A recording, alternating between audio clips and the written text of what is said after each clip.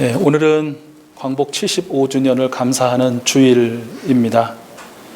우리 민족 일제 치하에서 해방된 지 75주년이죠. 그리고 6.25 전쟁의 대환란을 겪은 지 70년이 지났습니다. 그동안 우리 대한민국은 그야말로 비약적인 발전의 발전을 거듭해왔죠. 세계 237개국 중 소위 경제대국의 모임인 G20의 멤버이고요. 요즘은 그것을 넘어 세계 최대 강국들의 모임인 G7과 나란히 할 새로운 멤버로 거론되기도 합니다. 대한민국의 발전, 특별히 경제적인 발전은 세계가 기적, 이 단어로만 밖에 부를 수 없는 그런 눈부신 것이었다라는 것이죠. 자, 그래서 대한민국 행복합니까? 사실 대한민국은 국민 한 사람 한 사람이 모여서 구성되는 집합체이니까 대한민국 행복합니까? 라는 이 질문은 바로 여러분은 행복합니까? 라는 질문과 같은 질문일 것입니다. 여러분의 대답은 무엇입니까? 여러분의 대답과는 무관하게 아마도 많은 사람들이 그렇지 않다, 나는 행복하지 않다 라고 이야기하거나 아니면 그 행복하다라는 답을 유보할 것 같습니다. 2019년 유엔 산하 한 기관에서 발표한 국가별 행복지수 보면 우리나라는 무려 세계 54위에 랭크되어 있습니다. 기대수명 9위, 경제규모 10위, 1인당 국민소득 27위라는 것을 감안해 보면 행복지수가 그리 높지 않다는 것을 알 수 있습니다. 어떤 분은 이렇게 말씀하시는 분도 계실 것 같습니다. 54위라고 내가 생각할 때는 그것도 너무 높다. 내 느낌은 100위 안에도 못 들 것 같다라고 하시는 분도 계실 것 같습니다. 자, 절대 다수의 다른 나라 사람들이 놀라워하고 부러워하는 우리 대한민국은 왜 행복하지 않을까요? 우리 익수수 가족들에게는 정말 죄송합니다. 행복한 분들에게, 행복하다고 늘 고백하는 분들에게 왜 자꾸 행복하지 않냐고, 불행하냐고 이렇게 제가 엿주는 것 같아서 죄송하지만, 그러나 대한민국의 일반 사람들은 그렇게 대답할 것 같아서 그분들을 상정하고 제가 말씀드리는 것 이해해 주시기 바랍니다. 대한민국이 행복하지 않은 이유, 아마 다 아시는 내용이겠지만 대체적으로 국내에서는 두 가지를 크게 꼽습니다. 첫 번째는 대한민국은 돈을 너무 중시한다는 거예요. 돈을 중요하게 생각하지 않는 나라, 민족이 어디 있겠습니까마는 유독 대한민국은 돈을 좋아하고 사랑하는 것을 넘어서서 너무 중시한다는 것이에요. 돈이 사랑, 또 화목, 평화, 이런 모든 다른 사람들에 대한 배려, 공동체를 위한 배려보다 훨씬 더 중요하다고 여긴다는 것이에요. 돈 때문이라면 그 어떤 사회적인 관계도 당연히 희생시킬 수 있다 라는 것이 바로 대한민국의 현실이라는 것이죠. 그야말로 돈이 대한민국의 하나님이 되었기 때문에 대한민국은 불행하다라고 이렇게 분석한다는 것이고요. 둘째는 대한민국은 비교의식이 너무 강하다는 것이에요. 사람이 어떻게 비교 안 하며 살아요? 그런데 지나치다라는 것이에요. 다른 사람들이 자기를 어떻게 생각하는지에 대해서 너무 신경을 쓴다는 것이죠. 그래서 항상 비교하고 비교 경쟁의 삶을 다 바친다는 것이에요. 한 교수는 이렇게 진단하더라고요. 우리나라는 발전이 굉장히 빠르고 또 인구 밀도가 매우 높아서 이 좁은 땅에서 굉장히 많은 사람들이 서로를 관찰할 수밖에 없는 나라다. 그래서 내가 남에게 어떻게 보일까? 또 남은 나를 어떻게 볼까? 항상 이것이 중요한 이슈가 된다는 것이에요. 내가 아무리 많이 가지고 있어도 바로 옆에 나보다 훨씬 많은 소비물을 가지고 있는 사람을 보면 나는 아직 행복하지 않네, 내 행복은 아직 멀었네 라고들 생각한다는 것이죠. 정리하자면 대한민국이 행복하지 않다라고 말하는 사람들에게 그 이유를 찾아내면, 첫째, 돈이 하나님이 되었다.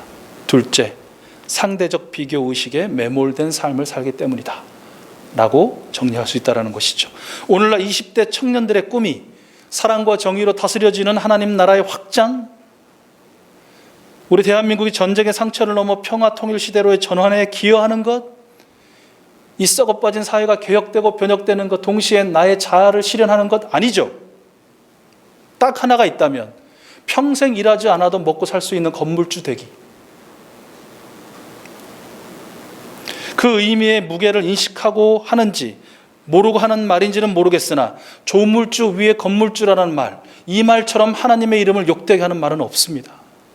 우리는 푸념으로라도 절대 이 말은 해서는 안 됩니다. 그리고 용인해서도 안 되는 것이죠. 여러분, 일제의 압제와 핍박에 못 이겨 천황 숭배를 결정하고 모든 성도들에게 그래도 좋다라고 결정한 한국교회의 이 결정 두고 가슴을 치고 통회하고 자복할 일입니다. 부끄러워할 일입니다. 그래요. 그 일은 부끄럽지만, 영원히 부끄럽겠지만 어쩔 수 없다 하더라도, 그러나 그 당시의 청년들, 특별히 젊은 성도들의 꿈이 일자 치하에서 어떻게 해서든지 그들의 이쁨을 받아 땅을 사고 재산을 모아 권력을 쟁취하는 것이었다면 여러분 어떻게 생각하십니까? 어떻게 생각하십니까? 그런데 그 모습이 오늘날 우리 젊은 크리스천들의 꿈과도 닮아 있지 않는가? 그런 모습과 연결되지 않는가라는 것이죠. 그런데 그분들을 탓하고 싶지는 않습니다. 왜요? 그분들 개인만의 책임이 아니죠. 그런 시스템만이 작동되도록 만든 사람들, 그것이 진리라고 나팔을 불어대는 사람들, 그러면서 자신들은 앞뒤로 거대한 이익을 챙기는 사람들, 그 사람들의 책임이 훨씬 큰 것 아닐까요? 꿈은 다 다를 수 있는데 너도 나도 다 이것이 같은 꿈이 되어버리게 만든 사람들, 거기에 빌붙어서 기생하는 세력들, 어떻게 그 많은 죄를 다 받으려고 하는지 모르겠습니다. 저는 그들을 21세기의 바리새인들이라고 그렇게 부르고 싶습니다. 왜냐하면 예수님 당시 이스라엘 사람들을 불행하게 만든 사람들이 바로 일부 종교 지도자들과 일부 바리새인들이었기 때문입니다. 불행하게 만든 그 동기와 방법이 오늘날과 너무너무 닮아 있기 때문이다 라는 것이죠. 여러분, 이스라엘 사람도 원래 어떤 사람들이었습니까? 그들은 원래 이런 사람들이었죠. 로마서 9장 4절 말씀입니다. 우리 화면을 보시고 함께 읽어볼까요? 시작. 내 동족은 이스라엘 백성입니다. 그들에게는 하나님의 자녀로서의 신분이 있고 하나님을 모시는 영광이 있고 하나님과 맺은 언약들이 있고 율법이 있고 예배가 있고 하나님의 약속들이 있습니다. 아멘. 이스라엘 사람들은 원래 이런 사람들이었습니다. 그들의 신분은 하나님의 자녀라는 신분이었습니다. 그들의 영광은 다름이 아니고 하나님을 모시고 하나님을 예배하며 하나님의 말씀, 율법을 준수하는 그 거룩한 삶에 있었습니다. 최고의 영광, 그것은 하나님께서 선택하여 주신 민족으로 가장 먼저 예수 그리스도를 믿음으로 말미암아 영생을 취하는 그런 민족이었다라는 것입니다. 원래 그들은 그런 민족이었습니다. 성삼위 하나님이 저들의 참 하나님이었고 성삼위 하나님이면 충분한 절대적 감사가 저들의 행복이었다는 것이죠. 그런데 종교 지도자들, 일부 바리새인들은 이것을 완전히 뒤집어 놓은 것이에요. 행복을 불행으로 바꿔놓은 것이라는 것이에요. 로마서 10장 2절과 3절 말씀인데요. 역시 우리 화면을 보고 함께 읽겠습니다. 시작. 나는 증언합니다. 그들은 하나님을 섬기는데 열성이 있습니다. 그러나 그 열성은 올바른 지식에서 생긴 것이 아닙니다. 그들은 하나님의 의를 알지 못하고 자기 자신들의 의를 세우려고 힘을 씀으로써 하나님의 의에는 복종하지 않게 되었습니다. 바리새인들은 그 누구보다 하나님을 섬기는데 열성이 있었던 사람들이라는 거 잘 아시죠? 수천 년이 지난 지금도 그렇게 기억되고 불리고 있습니다. 하나님의 말씀인 율법을 누구보다 열심히 연구했고 그 연구 결과를 정리해서 정말 사람들이 어떻게 하면 하나님을 기쁘시게 하는 삶을 살 수 있을까 조목조목 상세 조항들을 만들고 발표한 사람들입니다. 그리고 그들은 이것이 하나님을 기쁘시게 해드리리라고 당연히 생각했겠죠. 그러나 결과적으로 바리새인들이 한 일은 그 율법을 너무 중시한 나머지, 율법 중요하죠. 우리의 죄를 비추는 거울이라고 하지 않습니까? 율법이 없다면, 법이 없다면 우리가 죄가 죄인지를 어떻게 압니까? 중요하지요. 마치 돈이 중요한 것처럼. 그러나 그 중요한 율법을 너무 중시한 나머지 바로 율법이 하나님인 양 만들어 버렸다는 것이에요. 그 조항이 하나님인 양 만들어 버렸다는 것이에요. 하나님이 율법의 주인이시고 율법의 수요자 아니십니까? 율법이 하나님이 될 수는 없는 것이죠. 특히 바리새인들이 연구 해석한 결과물이 그들의 결과물이 하나님이 될 수는 없는 거 아닙니까? 하나님이 되어서는 안 되는 거 아닙니까? 그런데 바리새인들은 자신들이 해석한, 연구한, 발표한 그 율법의 조항들을 하나님의 자리에 올려놓은 것입니다. 그리고 자 보아라 하나님이다. 너희시 이것을 지킬 때에 비로소 하나님이 기뻐하신다라고 주장한 것이죠. 정확하게는 그 율법의 연구자, 해석자, 발표자인, 권위자인 자기 자신들을 하나님 자리에 올려놓은 것이죠. 바울의 고발처럼 그들은 하나님의 의에는 복종하지 않고 자기 자신들의 의를 세우려고 힘을 쓰는 사람들이었다. 자기 자신들만 불행하면 될 걸. 수많은 이스라엘 백성들, 그 행복한 하나님의 자녀들을 불행한 사람들로 만들었다는 것입니다. 이스라엘 사람들의 불행의 가장 큰 원인, 그것은 바로 하나님이 되어버린 율법, 그리고 그렇게 만들어버린 바리새인들이었다라는 것이. 또 바리새인들은 이 율법 조항들의 준수 여부를 항상 비교하게 만들었다는 거예요. 절대적으로 지켰냐 안 지켰냐가 아니라 누구랑 견주어 보아서 지켰냐 안 지켰냐라는 것을 강요했다는 것이에요. 여러분, 우리나라도 이 넓은 땅에 5천만이 산다고 이렇게 서로 관찰할 수 있는 분위기라고 하는데 그 당시는 오죽했겠습니까? 특별히 정한 시간이라면 그 당시 예루살렘을 살았던 모든 사람들이 다 기도하러 한 곳에 모였을 텐데 얼마나 그 밀집도가 강했을 것이며 서로가 서로를 살필 일이 얼마나 많았겠습니까? 앞장서서 비교하고 그 상대적 우월감에 찌들었던 바리새인들의 모습을 우리 예수님이 고발하시잖아요. 누가복음 18장 1절 12절이에요. 우리 함께 읽어보겠습니다. 시작. 바리새인은 서로 따라서서 기도하여 이르되, 네, 읽어주십시오.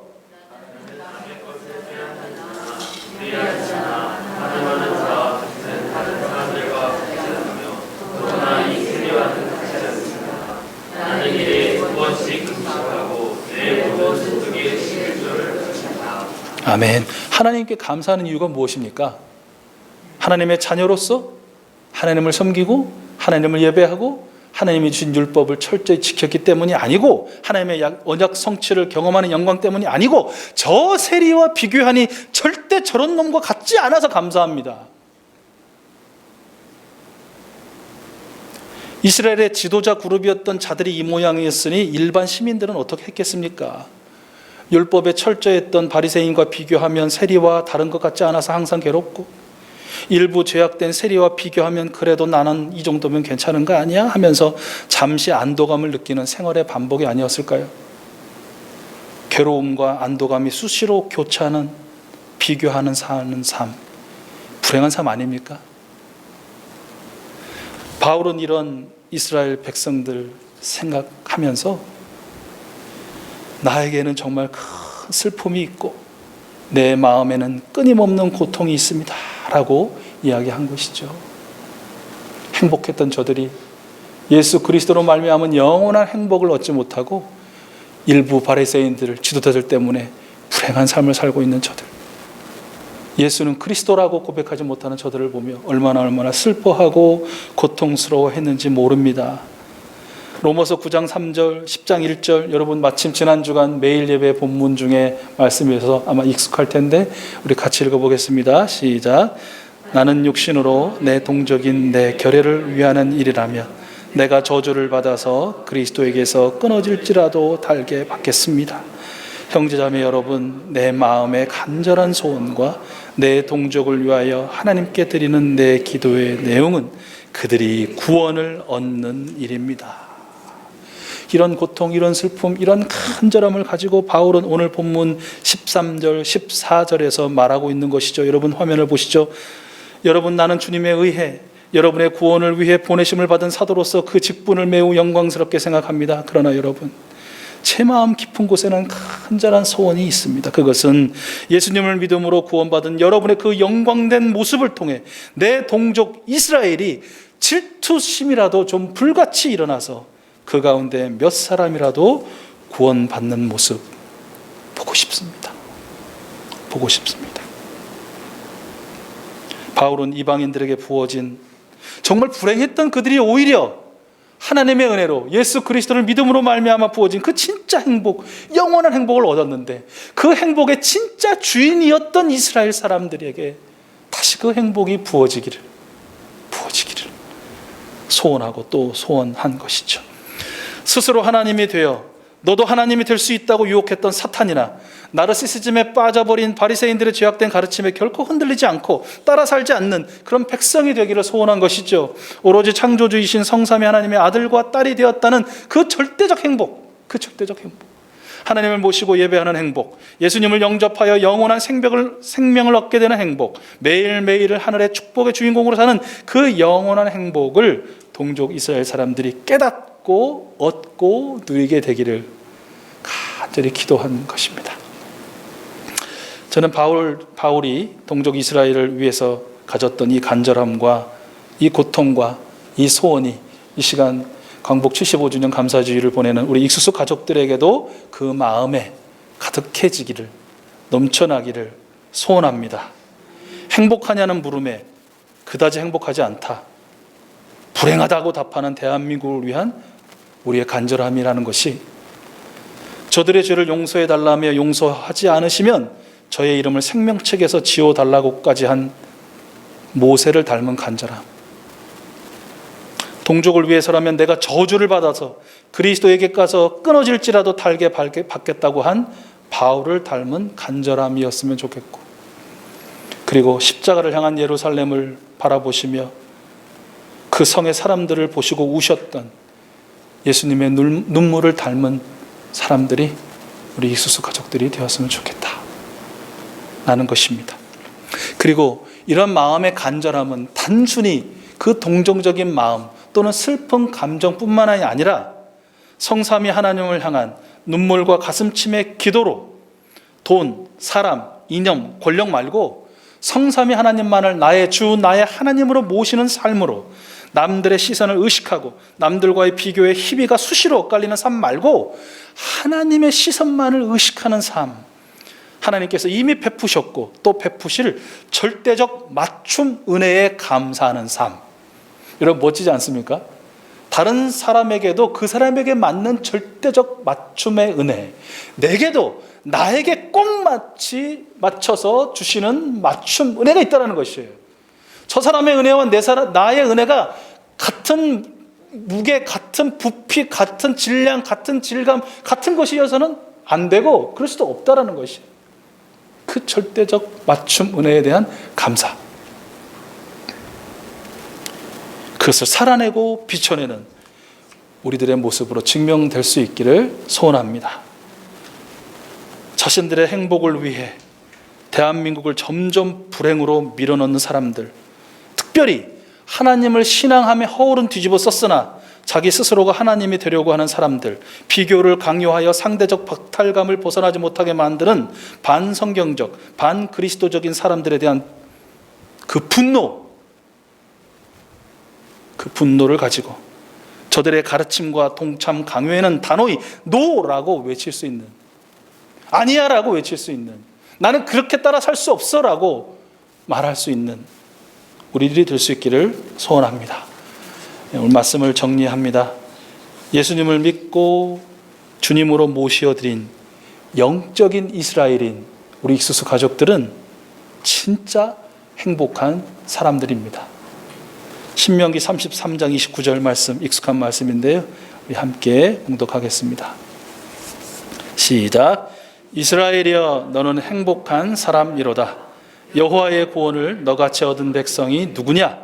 그는 너를 돕는 방패시오 내 영광의 칼이시로다. 내 대적이 내게 복종하리니 내가 그들의 높은 곳을 밟으리로다. 아멘. 날마다 불행이라는 흙탕물, 쓴물을 설탕물로 착각하고 마시고 사는 우리 불행한 대한민국이 예수님이 베푸시는 깨끗한 물, 영원히 목마르지 않는 생수를 마시며 사는 행복한 대한민국이 될 수 있도록 특별히 이 한 주간 더욱 뜨겁게 간절히 중보하고 축복하며 또 위로하는 우리 익수수 가족들 되시기를 바랍니다. 그런 행복한 사람으로 빛나는 삶을 살아가는 우리 여러분들 되실 수 있기를 축복합니다. 대한민국의 자주독립, 그것은 천황숭배라는 우상숭배를 거부하고 사랑과 정의와 공의에 하나님 나라의 가치를 붙들고 투쟁했던, 배고프고 목마르고 헐벗고 자자손손대대로 가난을 못 벗어나는 그런 억울한 삶을 살았지만, 그러나 끝까지 그 가치를 붙들고 살았던 사람들 때문이라면 오늘 불행한 대한민국, 행복한 대한민국으로 바꾸는 것은 돈이나 권세나 안락의 우상숭배를 버리고 사랑과 정의와 공의에 하나님 나라의 가치를 붙들고 어렵지만 힘들지만 때로 가난하지만 욕먹지만 꿋꿋이 살아가는 우리 익수수 가족들 때문일 것이라는 확신을 갖습니다. 그것이 실제로 널리 드러나고 증명되어지는 것을 우리 두 눈으로, 모든 세상 사람들이 두 눈으로 똑똑히 목도할 수 있는 그날이 속히 올 줄로 믿습니다.